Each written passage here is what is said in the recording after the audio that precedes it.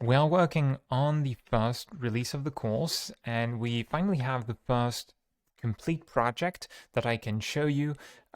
So you see what you will be getting, the style of the course, the kinds of resources you will get. This first project is going to be this steering ship. It's a good pretext to make something fun, but also to introduce the essential concepts in Godot: scenes, scripts, nodes, and signals. This one will come after the course introduction.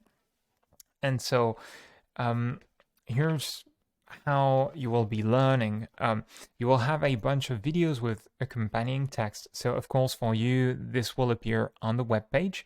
But for each project, we'll start with a fairly step-by-step video.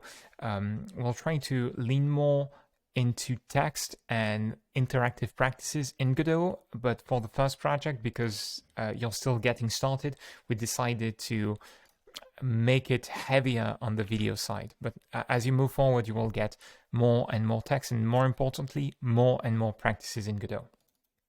With each video, you will get explanations for the new concepts introduced in the video. You can think of those as key takeaways, right? And in some, let me see, we also want to have answers to your most common questions. Of course, that will depend on you. As you ask questions, we will improve the existing lessons. And you also find those documents to go further that you read about during the Kickstarter campaign. This is one. So after finishing the first project, we dive deeper into those 4 concepts I talked about: scenes, nodes, scripts, and signals. And so you will get a bunch of those throughout the course, right? So this is an example of one complete chapter. Of course, it does not end there. Here's the practice Godot project. This is a project in which you will be able to practice. So here's an example where I already completed the practice, right? So it looks like the Learn GDScript app. It's going to check your code, track your progression. On your computer, nothing runs online this time, so it's your data is yours, and you won't have any server connection issues. And you can work offline, more importantly. So this time you will be practicing straight in Godot, and this is really the most beneficial part of the course for you, right? I can show you, actually, if I remove some bits of the practice, you can see that it's working. Like the checks, if I don't have the proper code, the ship doesn't move, the checks don't pass, and I fail the practice. There are some key challenges with getting to this point in Godot, which is why the first release is taking a bit of time. It's that we need to do a lot of testing to see here, for example, to test your code, your movement code, we need to have some required actions from you, right? In that case, moving the ship. And without that, we can't properly test it. So we have to figure out those things. The first version will have those practices. One thing we want to add is an interface that will allow you to browse the practices and to see your progress. We will keep track of your progress and all from the first release, but this extra interface that will make it easier may come a little bit later. It depends on the time that we have to polish and test things for the first release.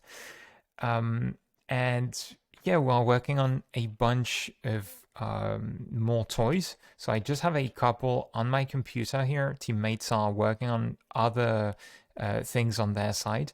And this takes quite a bit of experimentation because we have to figure out projects that are playful, fun, on the one hand, but also that teach you the things that we do want to teach you, right? At the end of the day, we want you to acquire certain skills, and that's really the most important part. So we're trying to figure out that. We've also been working on seeing how we can improve the visualizations compared to some other courses. So you will have interactive demos that we will also sometimes use in videos or in text guides. as animated GIFs. This one explains what a direction vector is about, or how the specific function works, right? So you can see this is with the keyboard input, and if I use a joystick, you can see that the line behaves differently, and you'll learn more about that in the first release of the course. What else can I show you? Yeah, we have another demo about making something move smoothly. So you'll learn that with a ship, but you can apply that to racing cars with a top-down view. You can even use that principle in 3D. This demo helps you to visualize how the calculations that we're going to write in code work. So you can see the ideas. The blue line represents the ship's inertia, the red line is the player's input, and the yellow line is pulling the blue towards the red. Basically, that's the idea behind this equation that too many hobbyist game developers never get to learn, because you often don't see it in tutorials, at least not too much, yet it's super useful. Finally, I'm working this weekend on a title screen that will allow you to browse all the demos in the course. So this one allows you to select the demos and play them. The particularity is we're coding something that can work across our different projects, because we have lots of free and open source demos that could benefit from that. So I started coding this, and this will allow you to test the finished demos if you want, and we'll see how we can enhance that as we go. But for the first version, you will just be able to see the demos and to play them, I think. And with that, if you have any questions, please leave a comment on Kickstarter.